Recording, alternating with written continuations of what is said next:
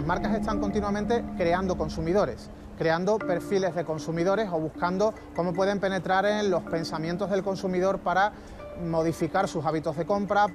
Tú crees que solo estás comprando unos zapatos, un vino, comida, pero en realidad tu cerebro está percibiendo los olores, los sonidos, para formar la decisión de comprar un producto concreto. Es muy difícil aceptar que el hombre y la mujer son absolutamente irracionales. Tenemos que hablar como si estuviéramos hablando pues, a una rana, como si estuviéramos hablando a un perro, como si estuvieras hablando a cualquier vertebrado. ¿Y cómo le venderías a un perro un chupa-chup? Muchas marcas están intentando entrar en la mente del consumidor. Solo las más, digamos, las más eficaces van a hacerlo mejor. Apple o Google o Facebook, estas están consiguiendo llegar. Las empresas no quieren contar lo que hacen porque no quieren exponerlo y porque esas estrategias son muy silenciosas. Por primera vez, tanto en economía como en marketing, estamos disponiendo de modelos predictivos sumamente definitivos. Se puede diseñar un producto que optimice la activación de las zonas de refuerzo positivo cerebrales de tal manera que ese producto tenga muchísimas posibilidades de ser vendido a miles.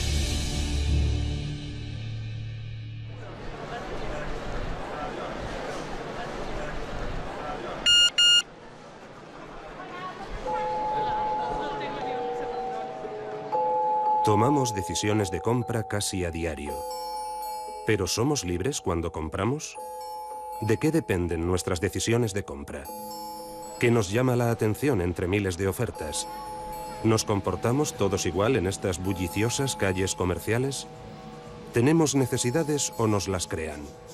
¿Influyen nuestras emociones? ¿Somos conscientes y racionales cuando compramos? ¿Qué hacen marcas y tiendas para atraernos?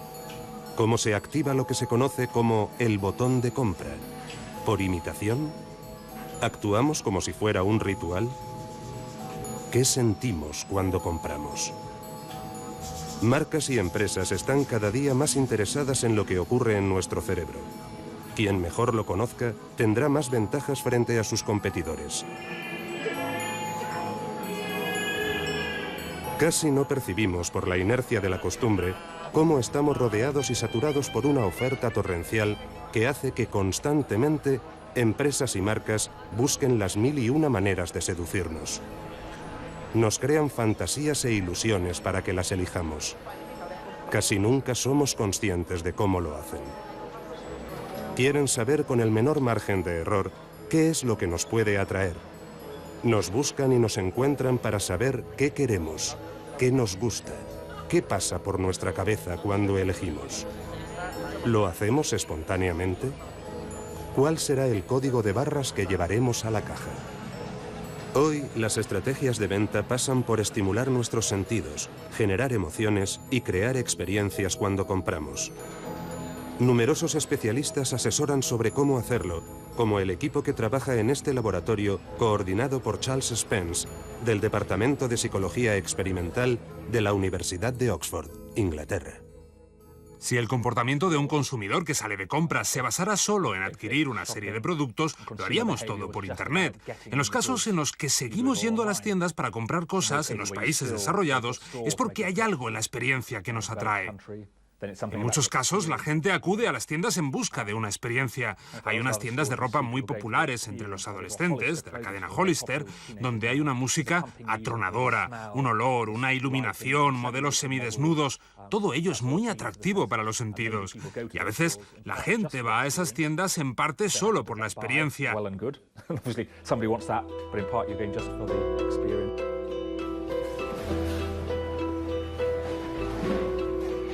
Estar hoy en día en un hipermercado es muy complejo, es un ecosistema muy complejo. Al final, ¿cómo decidimos las galletas? ¿Cómo decidimos una cerveza? Si hay tanta variedad, tanta oferta. Y nuestro trabajo, nuestro expertise está justamente en esto, en cómo se produce el proceso de decisión de compra, cuáles son las variables que más están influyendo y que llevan al final a que un consumidor o una consumidora elija un producto concreto. Y esto es vital para nuestros clientes.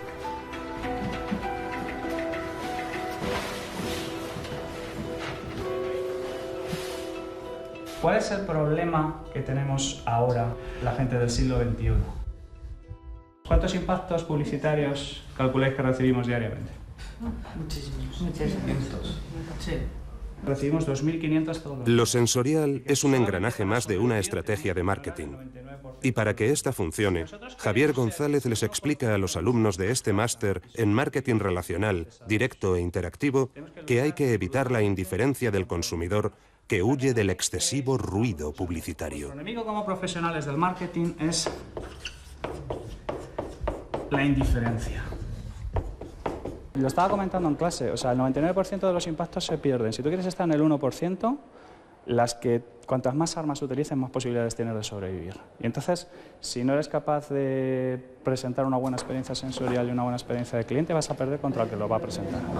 Siempre me he preguntado que cómo es posible decantarte por un producto cuando hay miles de millones en el mercado, productos similares, con precios similares, qué es lo que nos hace clic en el cerebro para elegir uno u otro. Y creo que esto está muy conectado con los sentidos, ¿no? Con nuestro recuerdo en la memoria. De hecho, leí una frase hace un año así en la que ya Aristóteles, en el 300 y pico antes de Cristo, decía que no hay nada que no tengamos en la mente que no haya pasado primero por nuestros sentidos. Los sentidos son los protagonistas del blog de Laura Jiménez. Crear este blog era uno de los trabajos que le encargaron a Laura durante el máster. No tenía dudas con el tema, el marketing con los sentidos. Y empezó a escribir las distintas estrategias sensoriales que diseñan las marcas para resultar atractivas. Cuando estoy investigando el tema de los escaparates, que todos sabemos que es la antesala de lo que nos vamos a encontrar en la tienda, fue el ejemplo de Nike. Nike lo que hace fundamentalmente es jugar con los colores, jugar con los sonidos, interactuar con la gente, como puede ser pues, que el cliente se coloque en una zona central del andén, entonces en función del movimiento que haga, pues el escaparate se va a mover de una manera o de otra. Los grandes fabricantes de coches alemanes están pensando en diseñar un coche con un interior tan agradable que cuando vuelves a casa por la noche te quedas sentado dentro, no te apetece entrar en casa. Si consiguen crear un interior de coche tan agradable para todos los sentidos que no quieres salir, sabrán que han ganado. En ese sentido también el Mercedes-Benz Clase S, que saldrá este año, será el primero con control aromático, con lo que podrás escoger el olor que quieres para tu coche, personalizarlo. O sea, ¿qué está pasando? Se está propagando de unos sectores a otros. Antes de que nos demos cuenta, los bancos personalizarán el olor del dinero que reparten sus cajeros. No es casual que palabras como emoción y experiencia sean muy utilizadas por las marcas en sus reclamos publicitarios. También son frecuentes las alusiones a nuestros sentidos. Aumentar los estímulos sensoriales ayudará a enriquecer la experiencia de compra. Hará que el producto destaque, que sea más atractivo, envolvente. Es decir, durante mucho tiempo el marketing ha pensado que todo era ver. Por eso las empresas cuidaban el logo, cuidaban los colores, cuidaban lo que entraba por los ojos.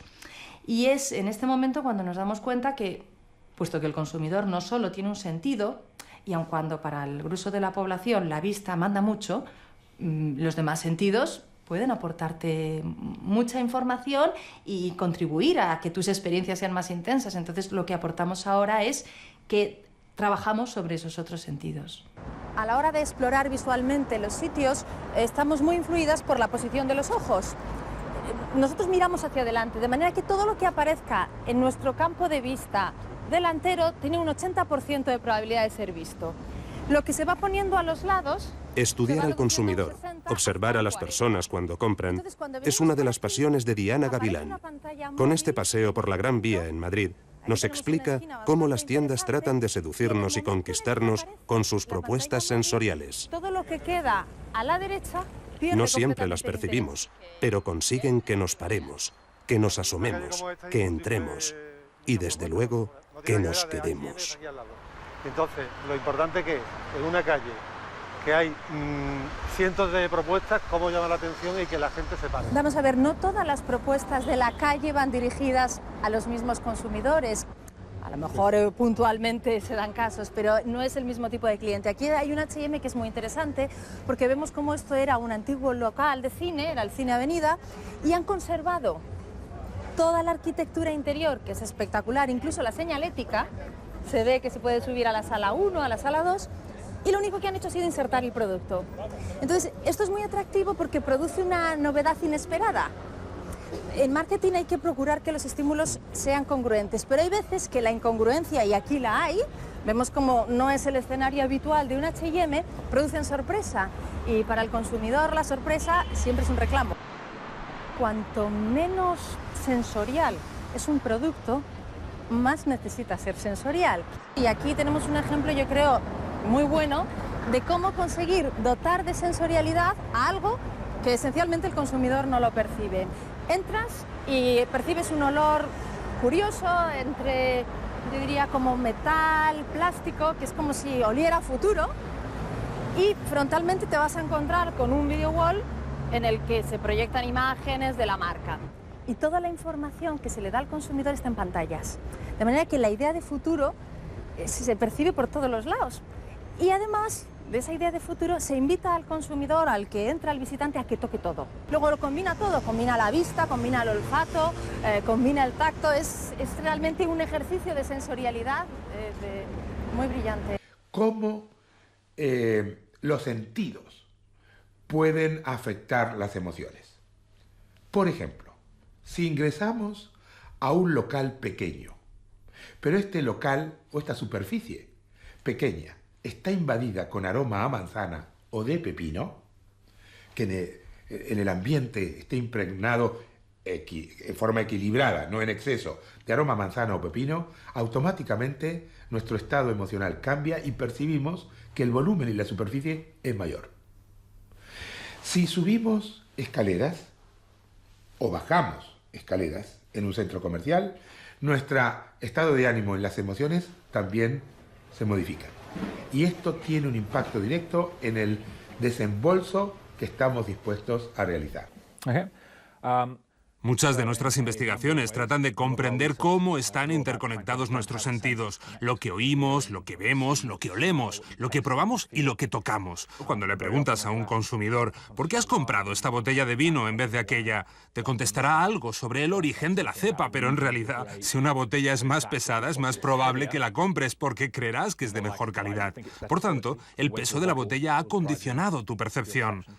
Pensemos en cuando compramos un vino en un supermercado. Si le preguntas a un consumidor, ¿por qué has comprado hoy un vino francés o alemán?, como haría un estudio de mercado tradicional, te dirá, porque hoy voy a cenar comida francesa, un Beef Bourguignon. Así que este vino francés es perfecto. Pero si te fijas en las estadísticas, verás que poniendo música francesa en el supermercado se vende un 70% de botellas de vino francés y un 25% de vino alemán. Y poniendo música alemana, la proporción se invierte.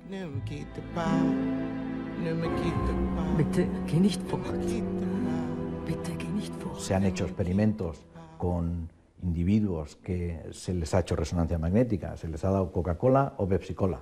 Entonces se ha visto que cada una de las dos bebidas activaba la zona de refuerzo placentero, la zona del placer del cerebro, de manera exactamente igual. Cuando se les ha dicho que se les daba Coca-Cola o Pepsi-Cola, es decir, se les ha identificado el producto, entonces se han activado no solamente la zona de refuerzo positivo, pero muchas otras más que tienen que ver con la memoria, con las emociones, y la gente entonces prefería una sobre la otra. Y ahora te va a salir un puntito rojo por la pantalla que creo que... Tratar de descubrir en qué se fija el consumidor, qué es lo que le llama la atención, es uno de los trabajos de esta empresa dedicada a la investigación de mercados. Con esta aplicación se registra dónde se fija más la mirada.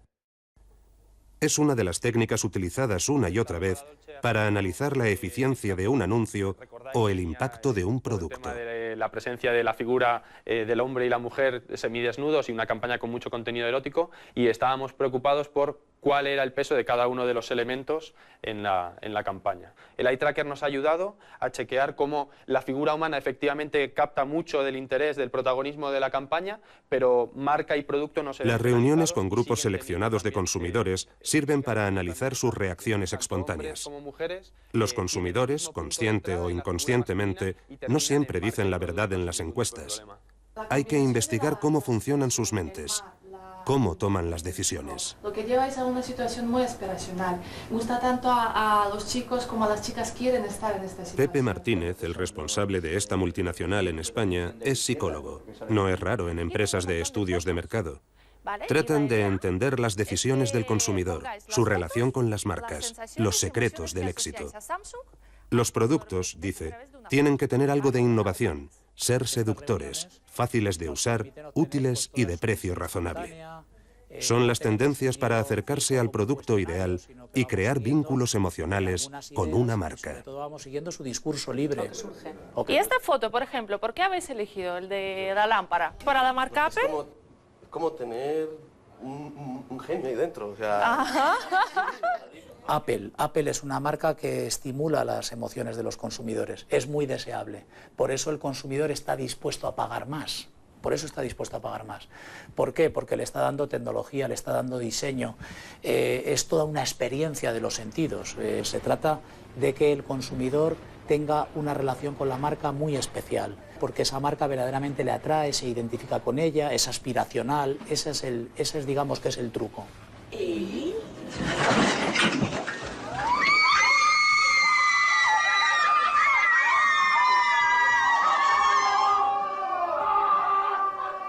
Esta tecnología nos permite ver la reacción de los consumidores, el interés que muestran, la tensión narrativa y en qué momento la tensión narrativa se ajusta con la marca y con la aparición del producto. Esta es una curva de interés muy eficaz, de las más eficaces que hemos encontrado en el mercado.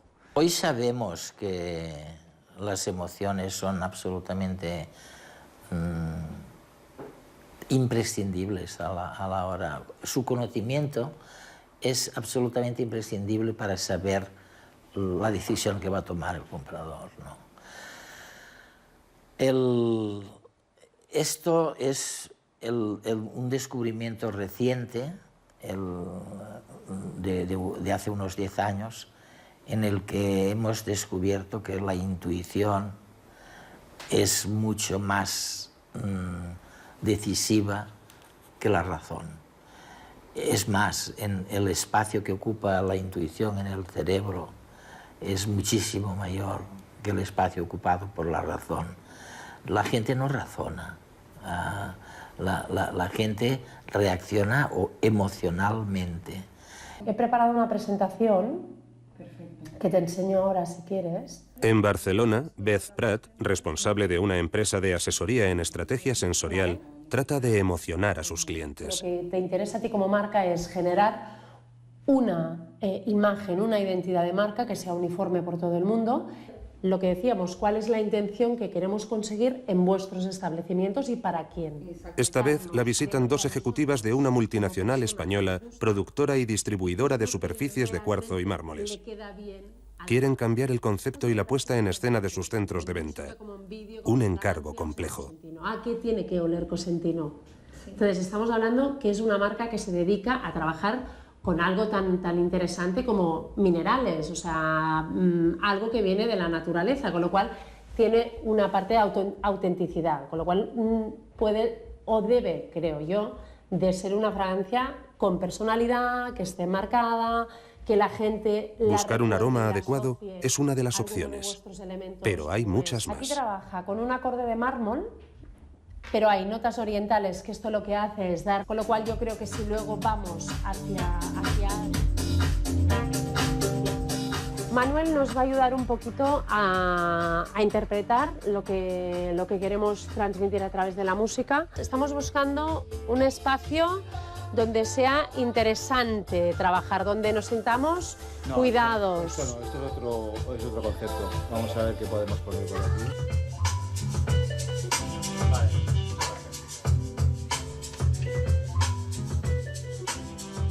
Aquí quizá tenemos algunos ejemplos tanto de tipo de soporte más enfocado a interior y tipo de soporte más enfocado a gran formato. A mí me gustaría en el proceso, seguramente con vuestros interioristas y de diseño, trabajar esta parte desde más... Hay decenas de ejemplos. En esta clínica dental, un aroma relajante a base de tila, mandarina y té verde en la sala de espera sirve para atenuar el estrés de la visita al dentista. Aquí, mientras compran, los aficionados al fútbol pueden oler a césped recién cortado como si estuvieran en un estadio. En esta conocida cadena de juguetes predomina el olor a vainilla, muy vinculado a la infancia. Pero hay muchos más estímulos sensoriales que invitan a quedarse en la tienda. Estamos convencidos que en la medida que el producto se acerca al cliente, el cliente se va a enamorar también del producto. Por eso nuestras tiendas, si veis, son tiendas que invitan pues, a probar los productos, a tocar, a vivir, ¿no? el producto. Se hace todo lo posible para que la gente recuerde la marca con agrado y vuelva. Esta tradicional pastelería no quiere quedarse atrás en el mundo sensorial y ha empezado a cambiar algunos de sus establecimientos. Intentar cuidar todos los detalles que hacen sentir al cliente a gusto, que le hacen que le apetezca estar un rato en la tienda, desde la música, el mobiliario, la imagen del producto, el sacar constantemente producto reciente y que los clientes lo huelan, lo vean y lo puedan consumir, por supuesto. Esta cadena de ropa esparce en sus tiendas un aroma intenso. Ayuda a generar experiencia de marca, es decir, todos estamos acostumbrados a entrar a una tienda, oler de algún modo, ver el producto colocado de una manera, ver una decoración, escuchar un tipo de música. Entonces el olor acaba de completar todo este circuito de experiencia. Buscar la música más adecuada para cada tienda es el trabajo de María en esta empresa proveedora de contenidos musicales. El encargo esta vez era modificar la música ambiente inicialmente propuesta para los puntos de venta y los espacios de atención personalizada de una firma de decoración.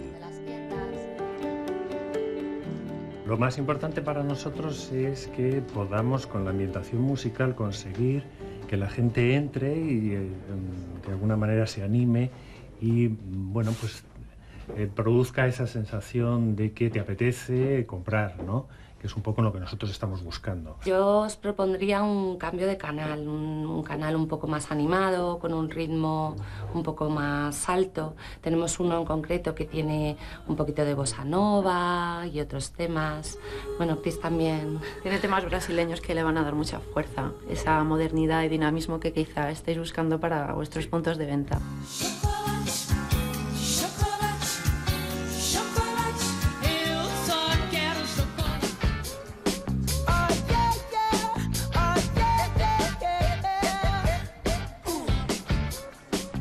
Las tiendas para la gente joven tampoco pueden prescindir de una pegadiza banda sonora.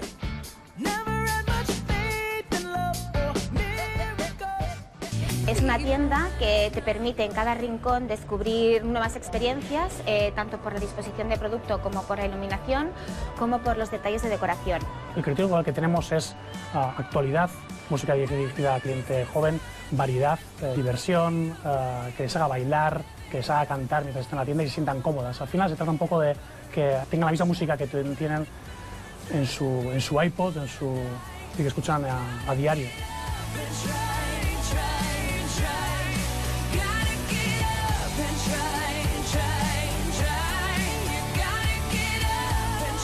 Los grandes centros comerciales, como este de Zaragoza, tienen ya mucho en común con los parques temáticos.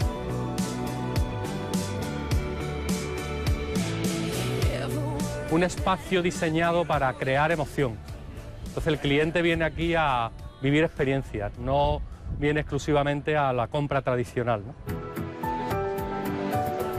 Volvemos a Madrid, a la calle Fuencarral, una de las zonas de moda para ir de compras. Es interesante observar lo que puede ocurrir. Estamos a punto de adquirir algo. Miramos. Tocamos. Acariciamos. Dudamos. Hemos pensado mucho y finalmente elegimos. Estamos contentos por la compra y además convencidos de que era la mejor opción. Creemos que somos independientes y reflexivos, pero somos menos racionales de lo que pensamos. Cuando tomamos una decisión, milésimas de segundo antes, ya las ha tomado el cerebro, de forma intuitiva. Hoy no sabemos lo que mueve de verdad a la gente a comprar una cosa u otra. La gente decide por emociones que no están movidas por la información, sino por el sentimiento, el entorno, la magia, y la prueba lo vemos en la compra todos los días. El cerebro funciona de una manera muy importante que tiene que ver con el placer, con los centros de recompensa que se llaman. Entonces los centros de recompensa se activan de manera primaria por 3 hechos. Uno es la comida, otro es la bebida para saciar la sed y otro es el sexo. Y eso ha llevado a la especie a procrear y de alguna manera a perpetuarse, ¿no? Y esos centros del placer son los que activan todas las demás sistemas y que eso es lo que mueve, digamos, de alguna manera el comportamiento humano. El acto de la compra, en mayor o menor medida, es un momento especial, psicológicamente hablando, porque veo cumplida esa posesión. La hago realidad, ¿verdad? Y efectivamente hay mecanismos psicológicos ahí que se disparan, ¿verdad? Produciendo, efectivamente, no solamente respuestas cognitivas y neurológicas, sino también psicofisiológicas importantes, ¿no? Pero hay gente que necesita repercutir en ese placer, es ahí donde se produce la adicción. De la misma manera que se produce la adicción al juego, la adicción a las drogas, la adicción al alcohol, ¿no? Es en ese proceso de posesión, como se reciben estímulos muy favorables, muy positivos, con respuestas físicas, fisiológicas fundamentales, ¿verdad? Pues se quiere volver, ¿no? Hay un par de zonas en el cerebro que tienen que ver con el placer y que tienen que ver con la cantidad de liberación de un neurotransmisor que se llama dopamina. Una es el área tegmental ventral, otra es la sustancia negra, y cada una de esas dos fuentes de dopamina activan distintas áreas en el cerebro, una que tiene que ver más con las emociones, se llama la zona mesolímbica, y otra que tiene que ver más con la racionalidad, que se llama, que proyecta la zona de la corteza prefrontal, que está por aquí, zonas dentro del cerebro. De hecho, se ha querido identificar algunas de esas zonas de la corteza prefrontal como el botón de compra, y incluso hay indicios, hay una zona que se llama la ínsula, que tiene que ver con el placer y el dolor o el disgusto, que cuando se inhibe se ha visto que a la hora de tomar una decisión de si uno compra un producto o no compra, cuando la ínsula finalmente, después de procesar muchas zonas del cerebro, si esto me conviene porque es caro o no es caro, tengo mucho dinero, me gusta tanto, pero no sé si lo puedo comprar, cuando la actividad en la ínsula cesa, el individuo ha decidido comprar. Todo se mueve en el eje de active usted las zonas de refuerzo positivo, active usted las zonas de placer, y entonces conseguirá una respuesta positiva mía. Le voy a poner un ejemplo. Las tiendas Apple, cuando lanzan un producto, logran tener unas colas tremendas por la mañana, a las 7 de la mañana. Y hay vídeos por ahí que se han visto donde cuando uno entra a comprar el producto de la tienda Apple, sale con todos los operarios aplaudiéndolo como si hubiera hecho algo grande. Sale muy contento, lo están reforzando positivamente, le están activando esas zonas de placer. ¿Qué es lo que hace eso? Pues que la próxima vez que salga un producto Apple vuelvas a ver, porque te gusta que te aplaudan. Estas herramientas se utilizan para saber cómo reacciona el cerebro cuando alguien pasea por un centro comercial, cómo percibe el espacio, qué cosas le interesan o cuáles no le llaman la atención, cómo se comporta frente a los escaparates y en las tiendas. Un experimento como este, pero con medio centenar de personas, hicieron en Portugal los dueños de este centro comercial. La técnica consiste en medir de forma subconsciente la reacción que el consumidor tiene ante determinados estímulos, ante un ambiente real, ante una experiencia concreta. Se basa en dos herramientas básicas. Una sería la medición de lo que es la visualización, cómo el cliente ve cada elemento, cómo el cliente fija la vista, cómo el cliente hace un proceso de visionado de su entorno más inmediato. Y el otro es un casco que mide la reacción del cerebro ante determinados estímulos. ¿Qué parte del cerebro se activa? ¿Qué parte no se activa? ¿A qué frecuencia ondula su cálculo, su espacio, su tranquilidad? Y esto se mide a través de un segundo aparato que es una especie de electroencefalograma, por llamarlo de alguna forma. Con estos dos elementos combinados se sacan conclusiones sobre las reacciones no conscientes ante el estímulo, ante el ambiente, ante lo que queramos medir.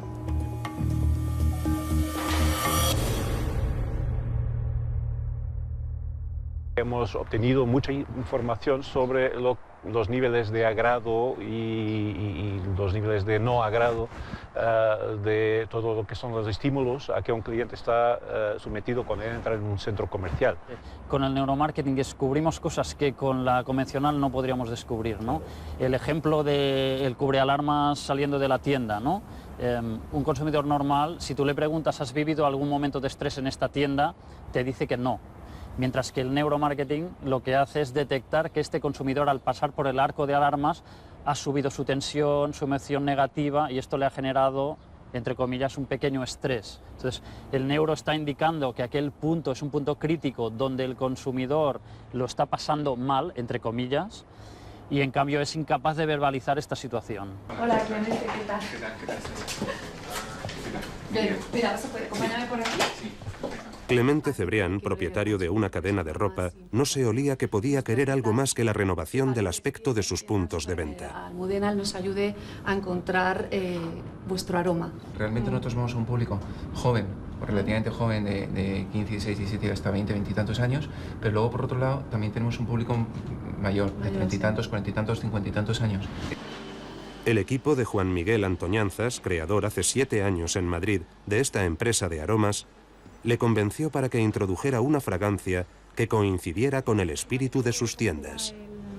El aroma ya en ambiente. Pues la verdad es que queda muy bien, ¿eh? Sí, ¿verdad? Un hotel como este... Esta cadena de hoteles también está convencida de que ha mejorado el confort de sus clientes gracias al ambiente que respiran cuando se encuentran en el hotel. Primero es que debía ser un aroma que transmitiese alegría. Queríamos eso, sobre todo transmitir... Recordamos más lo que olemos que lo que vemos.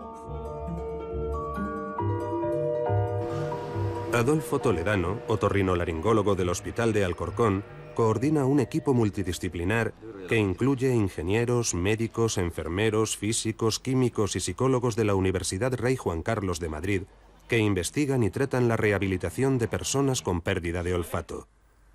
Nos sometemos a la misma prueba que él hace a sus pacientes. Y ahora pasamos a la segunda prueba, en la cual lo que identificamos son aromas. Es ver cómo identifica los olores. Es un sentido básico. Y es un sentido en el cual nosotros estamos oliendo prácticamente desde que nacemos. Siempre hay algo que enseguida nos trae como recuerdo cosas de la infancia. Esas emociones van a ser muy importantes a la hora de desarrollar determinadas conductas. Eso me recuerda a la naftalina. Ese es un olor que evoca un recuerdo muy claro en gente por encima de los 40 años, que son a nuestros abuelos. Por esto huele al armario del abuelo. Lo que sí sabemos es que el sistema olfativo está muy relacionado tanto con las emociones como con la memoria, ¿vale? Y en las actividades también sexuales y en el comportamiento alimentario también. Y lo que pretendemos hacer es relacionar cómo tu déficit en olfato está repercutiendo también en las emociones que tú experimentas, ¿vale? Es un tema relativamente novedoso, porque lo que se ha estudiado hasta ahora es seguramente, ¿no?, que tú lo habrás vivido, ¿no?, por ti misma, el cómo esa dificultad en reconocer determinados olores tiene repercusiones a nivel de ansiedad, de depresión, etcétera, ¿no?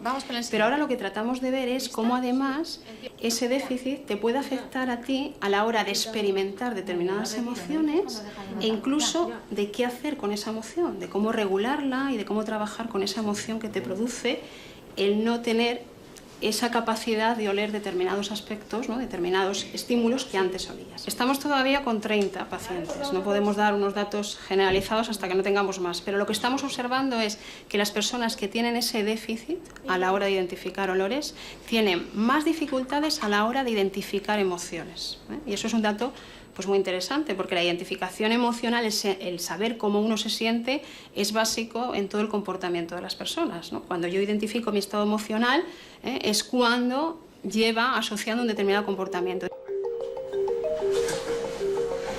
Otra parte del proyecto se desarrolla en la Fundación CIEN, donde investigan las enfermedades neurológicas y neurodegenerativas y su detección precoz. La pérdida de olfato es un síntoma, Susana Borromeo, ingeniera de la Universidad Rey Juan Carlos, participa en esta iniciativa para la rehabilitación olfatoria que ayudará al tratamiento de estas enfermedades.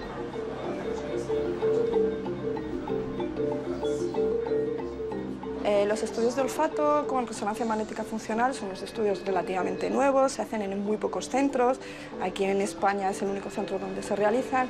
Mandamos el estímulo olfatorio, el aroma o el conjunto de aromas de una manera sincronizada, de tal forma que podamos hacer la foto del cerebro para poder evaluar las distintas zonas que se están activando con el estímulo olfatorio. Esta imagen yo tengo especial cariño por ella porque fue el primer experimento en el que fuimos capaces de observar esta actividad relacionada en el cerebro relacionada con la actividad olfativa. La cabeza que se ve aquí era realmente la mía en ese momento, y entonces en este momento me estaban proyectando aromas de olor a limón, un aroma de limón. Y recuerdo que a mí ese aroma de limón pues me evocaba ciertas emociones, ciertas imágenes. Además yo estaba leyendo un libro en concreto que era Conduciendo entre limones, de un escritor británico, sobre su experiencia en Granada, y me venía la imagen de la portada del libro. Entonces lo que vimos es que todas las regiones cerebrales relacionadas con corteza olfativa primaria, zona emocional y cortes visual se activaban cada vez que yo recibía ese estímulo olfativo en la nariz, y aquí podemos ver en una región concreta, como es la zona del córtex entorrinal y la amígdala, cómo aumenta la actividad cerebral cuando estaba recibiendo el aroma y cómo disminuía cuando el aroma se iba perdiendo. El olfato yo creo que nos pueda poder conducir a una determinada conducta de consumo de una forma quizá más potente incluso que la vista y que el oído, por dos motivos. Primero, porque la vía olfatoria es mucho más sencilla que la vía auditiva y que la vía visual, en el sentido de que cada vía de los sentidos tiene una serie de estaciones, unos relés donde se va ralentizando el mensaje. Sin embargo, en el olfato va directamente, llega a la nariz y directamente llega al cerebro. Muchas marcas y tiendas lo han descubierto hace tiempo y no quieren prescindir del efecto olfativo con sus clientes. Quieren diferenciarse y buscar una fragancia que mejore las expectativas de sus potenciales compradores. Hay millones de posibilidades de fragancias. En esta fábrica de aromas de Barcelona hay donde elegir según sea quien lo pida. Una fragancia puede contener entre 50 y 150 elementos. La virtud, saberlos combinar y lograr algo reconocible, identificativo y que transmita los valores del cliente. Pero no se trata de un elixir.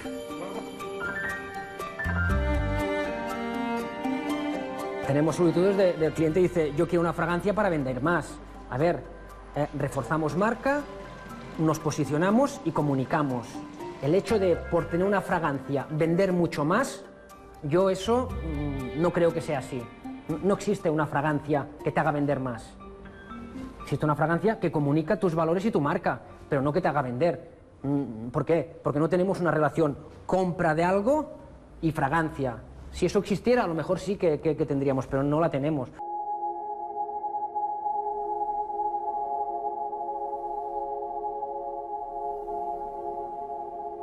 Uno de los encargos más llamativos que recibió esta empresa fue la creación de aromas como Olor a Tierra para este taller-restaurante de Paco Roncero en el Casino de Madrid.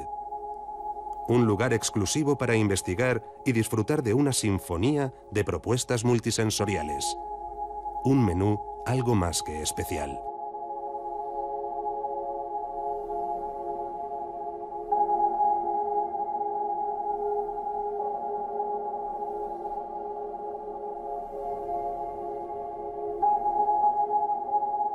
Estamos viendo el fondo marino porque estaríamos comiendo un plato de mar, donde es el mar en la boca. Aquí además pues jugamos con la música, el sonido de las olas, y también lo que hacemos ahora es dar un abanico, que cuando te abanicas desprende el olor al mar. Es muy bonito, es una experiencia muy chula. Y así vamos haciendo más o menos con cada uno de los platos. En un entorno más asequible, un equipo de asesoramiento sensorial de Barcelona organiza eventos donde en cada momento del catering, además de la música, se esparce una fragancia para cada aperitivo. Esta vez, jazmín, mar, madera de naranjo y rosa. Una estrategia más para crear situaciones agradables, sugerentes.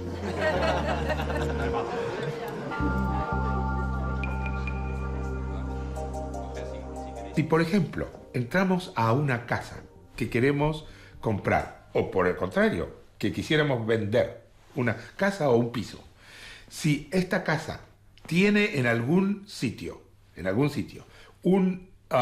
imágenes donde el color amarillo sea verdaderamente visible y al mismo tiempo en el interior hubiera un aroma profundo a café, el estado de ánimo del potencial comprador cambia sensiblemente. El amarillo se asocia con alegría y felicidad. El aroma a café, que tanto nos agrada, se asocia con el concepto de hogar. Por lo tanto, la predisposición de ese visitante a ese sitio es mucho mayor para que el agrado surja en forma espontánea. Las claves del éxito en marketing suelen ser, por lo general, la coherencia.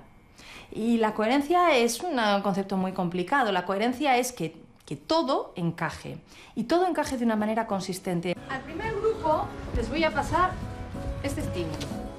En su clase de marketing, vemos cómo Diana Gavilán propone a sus alumnos un experimento.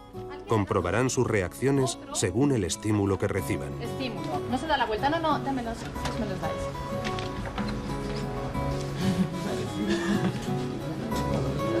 Lo primero que quería ver es, y este era mi experimento, si el olor del chocolate hace más deseable un producto que obviamente tiene que ser congruente. Porque podía haber puesto un bocadillo de sardinas, pero un bocadillo de sardinas con chocolate no funciona. Para que funcione bien los estímulos sensoriales es necesario que haya una cierta congruencia.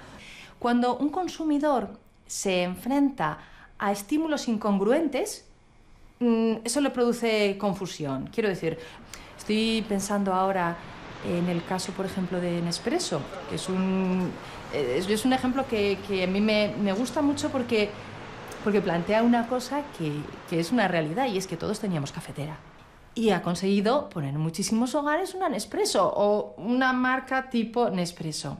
¿A base de qué? Bueno, pues a base de hacer algo muy consistente, que era convertir el producto en algo de exhibición, algo que quieres tener a la vista en tu cocina. Para eso, sensorialmente tiene que ser muy atractivo, pero es que además sus tiendas, cuando ves una tienda Nespresso, hasta que no ves la N, no sabes qué tipo de tienda. Sabes que se vende algo lujoso, pero no sabes muy bien qué.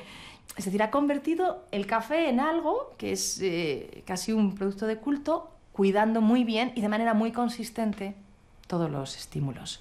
O sea que al final la clave es ser consistente. Perfecto. Mira, te vamos a dar una... Cómo un envase condiciona la percepción de un producto fue uno de los trabajos que dirigió Susana Fishman en este laboratorio de investigación de las propiedades físicas y sensoriales de los alimentos del Consejo Superior de Investigaciones Científicas en Valencia.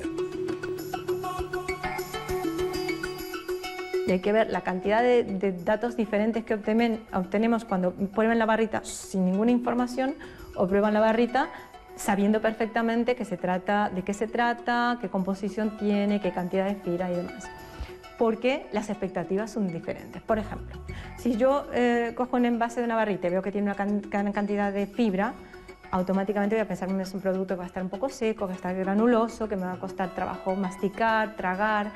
Mis expectativas hedónicas van a bajar y lo voy a calificar cuando lo pruebe realmente peor que si igual aquel producto estaba súper bien obtenido y era un producto muy agradable al paladar, lo voy a calificar muy bien. Entonces, que tenga, por ejemplo, algo diferente a una característica diferencial es interesante porque a la gente le gusta innovar, le gusta la innovación, le gustan los sabores exóticos, las texturas combinadas, las texturas crujientes conjuntamente con cosas blandas, toda esta serie de variaciones es lo que nos tiene que, esa cosita que hace que terminemos comprando esa marca y no otra, ¿no? El problema es que los publicistas no entienden cómo se interconectan los sentidos. Y eso es lo que hacemos principalmente nosotros. Vamos más allá del marketing sensorial y decimos, no basta con tratar de estimular todos los sentidos del consumidor. Hay que saber cómo un sentido afecta a otro.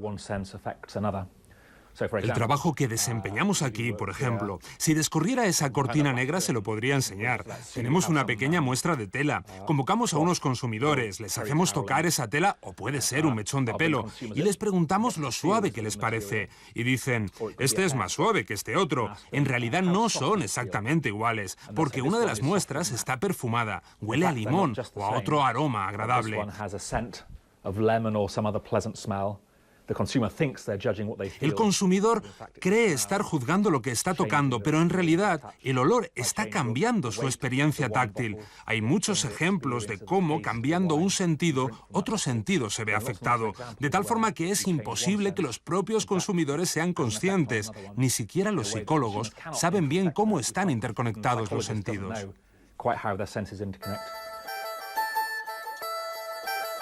Entender al consumidor y conocer qué le pasa a su cerebro cuando toma decisiones de compra han convertido al neuromarketing en una herramienta estratégica para la persuasión. Aunque está dando sus primeros pasos y queda mucho por descubrir, parece haberse convertido ya en un santo grial, en una nueva piedra filosofal con la que edificar nuestras relaciones humanas y comerciales. El neuromarketing sirve para convencer a la gente de una forma más efectiva, para entender al entender qué parte de nuestro cerebro toma las decisiones y cómo tengo yo que interactuar con él para que me entienda. Y pensad que estamos diciendo que la parte que toma las decisiones es la parte más primitiva de nuestro cerebro, y estamos diciendo que esa parte tiene 400 millones de años, mientras que la parte racional tiene 3 millones de años, el Homo sapiens tiene 200.000 años, y que compartimos esa parte con todos los vertebrados. Es decir, que tenemos que hablar como si estuviéramos hablando pues, a una rana, como si estuviéramos hablando a un perro, como si estuvieras hablando a cualquier vertebrado. Es muy importante para neurocomunicar con efectividad que al cerebro primitivo le interese lo que le estás contando. Porque si no le interesa al cerebro primitivo, que está muy ocupado en mantenernos vivos, se va a hacer otra cosa inmediatamente. Google, por ejemplo, también utiliza técnicas de neuromarketing como Microsoft o como las grandes productoras de Hollywood. Muchos trailers de promoción de películas que vemos habitualmente no están hechos con la técnica tradicional y antigua de grupos enfocados, de personas a los cuales se les ponían unas imágenes y se estudiaban los resultados. Ahora son pequeños grupos a los cuales se les realizan estudios de reacciones del cerebro ante las imágenes, y se pueden de esta manera establecer una cadencia perfecta de sonidos, imágenes y emociones, propiciar las emociones que luego se incorporarán en el drama inherente de la propia película. Lo que voy a hacer es colocar... La conexión cerebro-ordenador no dejará de sorprendernos durante este siglo. Esta joven empresa de neurotecnología surgió desde la Universidad de Zaragoza. Empezaron con aplicaciones médicas relacionadas con la neurorehabilitación. Pero pronto les empezaron a llegar peticiones de empresas de marketing. Han desarrollado su propia herramienta y tecnología para la demanda de empresas de estudios de mercado. Vamos a comenzar. Entonces lo que voy a hacer es...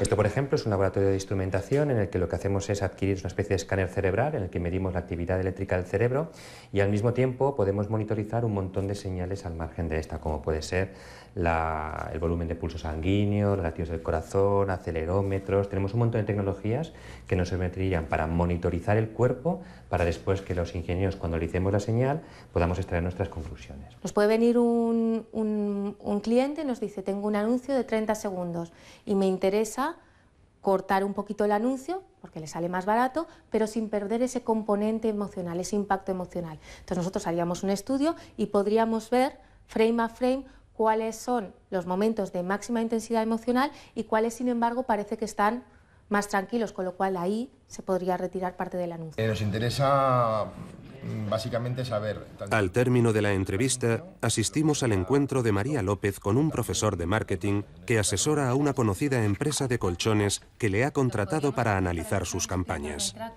Quiere utilizar estas nuevas técnicas para comprobar su eficacia. Esto te permitiría saber si el consumidor está mirando todo lo que es la ilustración, si mira el texto, si mira el precio, etcétera. Las marcas lo que buscan con el neuromarketing es seducir al consumidor y para ello se tienen que adaptar al consumidor. Me hace gracia porque muchos consumidores tienen miedo, cuando oyen hablar del neuromarketing opinan como que de algún modo con el neuromarketing las grandes marcas les van a poder manipular. Eso es sencillamente imposible. Ahora, lo que sí que podemos hacer es tratar de entenderlo y tratar de ofrecerle a ese cerebro un producto o un mensaje que le guste más, por la forma le guste más. Pero siempre, siempre la decisión final de compra está en la persona.